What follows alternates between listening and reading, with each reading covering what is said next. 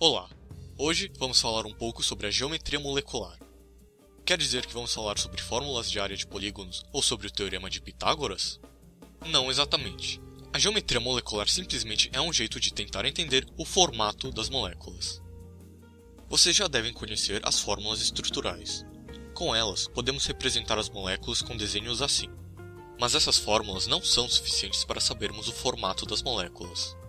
Afinal, nada nos impede de desenhar o CO2 assim, ou o SO3 desse jeito. Para determinarmos qual é realmente a forma dessas moléculas, precisamos nos basear em algum outro conhecimento. Uma boa teoria para usarmos é a RPCV, ou, em inglês, VSEPR.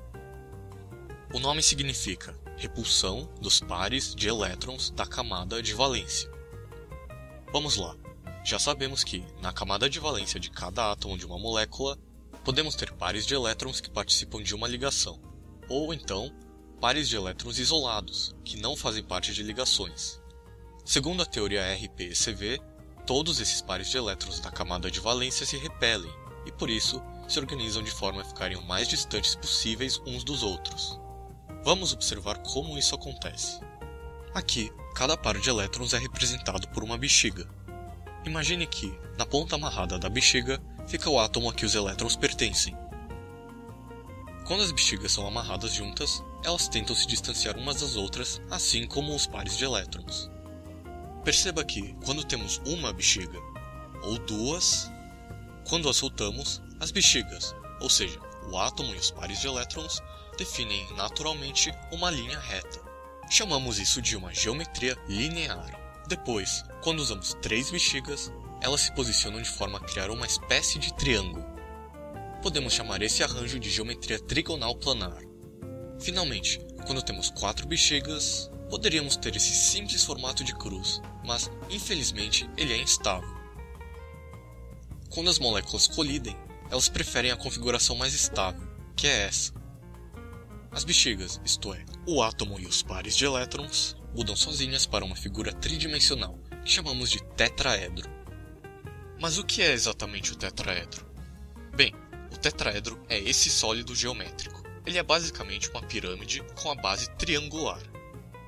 Quando você ouve pirâmide, provavelmente pensa nas pirâmides do Egito, ou algo assim. Pois bem, as pirâmides egípcias são de base quadrada. Imagine que, em vez de as construírem a partir de um quadrado, os egípcios tivessem começado com um triângulo no chão. Se fosse assim, eles teriam construído tetraedros. Além disso, no nosso caso, estamos olhando para um tetraedro regular, cujas arestas têm a mesma medida.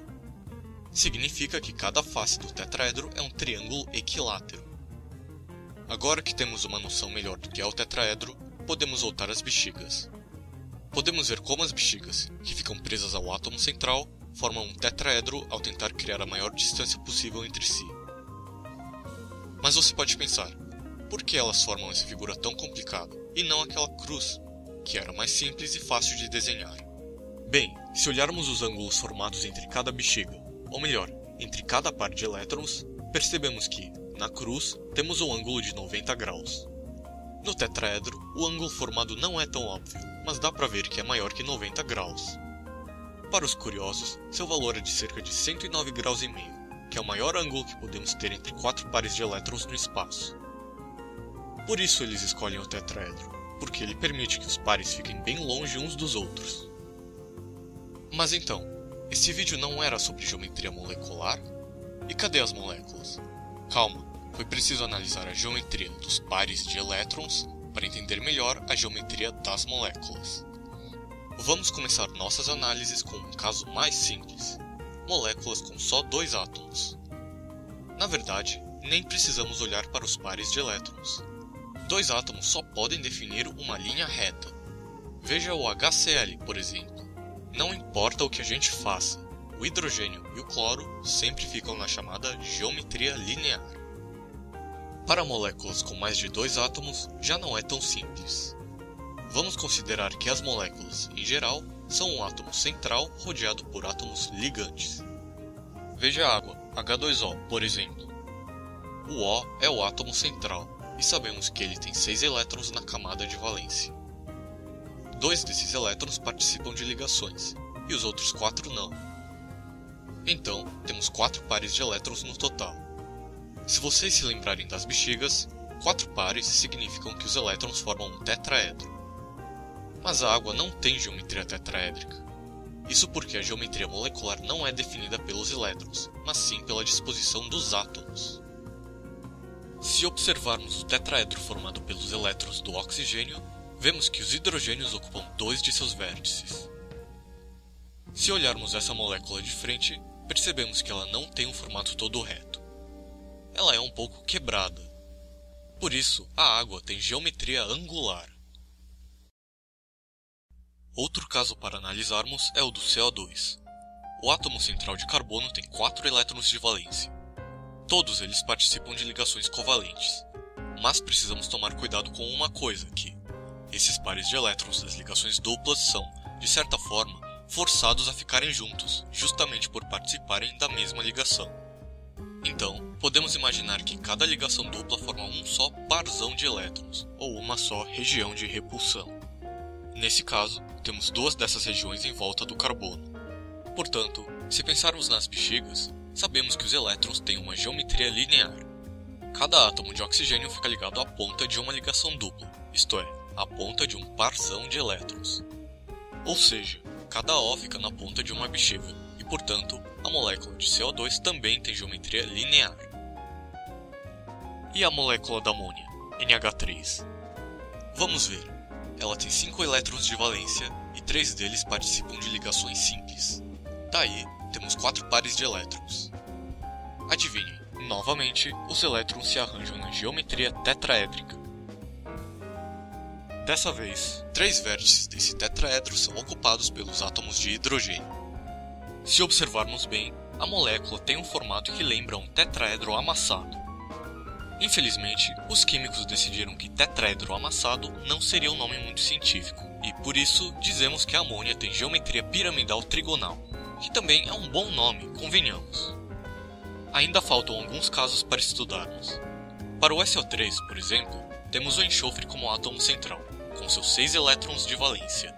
De novo, vale aquele raciocínio das ligações duplas. Aqui temos efetivamente um só parzão de elétrons. Sobraram 4 elétrons do enxofre para essas 2 ligações dativas. Já que esses oxigênios não doam elétrons, esses 2 elétrons do enxofre formam um par, que corresponde à ligação dativa. E o mesmo ocorre desse lado. Temos, portanto, 3 regiões de repulsão. Relembrando nossas queridas bexigas, vemos que, aqui, os elétrons têm geometria trigonal planar. Como cada oxigênio fica na ponta de uma região de repulsão, os átomos da molécula também se dispõem segundo a geometria trigonal planar. Finalmente, o caso mais complexo de hoje, o temido CH4, o metano. Vejam, o átomo central, o carbono, tem 4 elétrons de valência. Como temos 4 ligações simples, temos 4 pares de elétrons. Portanto, os elétrons formam um tetraedro. Já que os átomos de hidrogênio ocupam todos os vértices do tetraedro dos elétrons, concluímos que a molécula de CH4 também tem geometria tetraédrica. Peraí, nem foi tão difícil assim. Falando sério agora, a geometria molecular é entendida melhor quando você mesmo consegue mexer nela. Por isso, sugiro que tentem usar kits como esse. Vocês já devem ter o Atom League, por exemplo. Mas se tiverem preguiça de ficarem encaixando essas ligações de plástico, podem tentar usar algo mais moderno, como o programa ChemSketch para PC. Ele é gratuito e permite que você crie fórmulas estruturais de moléculas e depois as visualize tridimensionalmente. Não é muito complicado de usar. Se não foram com a cara do ChemSketch, existem alternativas, como o Mobile Hyperchem Free para iOS. Bem, depois de tudo isso, você pode estar pensando, para que serve saber a geometria de uma molécula? Para responder bem essa pergunta, precisaríamos de uma outra aula sobre forças intermoleculares, que basicamente são as interações que ditam quão unidas as moléculas de uma substância ficam. Mas mesmo assim, podemos ver o efeito da geometria molecular. Vamos olhar as moléculas da água e da amônia. Como vocês já devem saber, o oxigênio e o nitrogênio são elementos muito eletronegativos. Por isso, nas duas moléculas, os elétrons ficam mais próximos do oxigênio ou do nitrogênio, o que cria uma região de carga negativa aqui e regiões positivas aqui, nos hidrogênios. Quando temos várias moléculas de água juntas, as regiões de cargas opostas se atraem. O mesmo acontece com a amônia. No entanto, observe que, para as moléculas de amônia, só dá para fazer duas dessas ligações por molécula, pois só cabe uma amônia embaixo e outra em cima dessa. Enquanto que, para as moléculas de água, podemos ter até 4 ligações em cada molécula. Como as moléculas de água realizam mais dessas ligações, o ponto de ebulição da água é maior que o da amônia. Essa diferença ocorre por causa dos formatos, ou melhor, das geometrias distintas de cada molécula. Bem, por hoje é só. Se alguém te perguntar qual é a geometria de uma molécula, lembre-se de contar os pares de elétrons de valência, de criar parzões de elétrons quando necessário e, claro, não se esqueça das bexigas. Assim, você vai conseguir determinar se a molécula tem geometria linear, angular, trigonal planar, piramidal trigonal ou tetraédrica facilmente.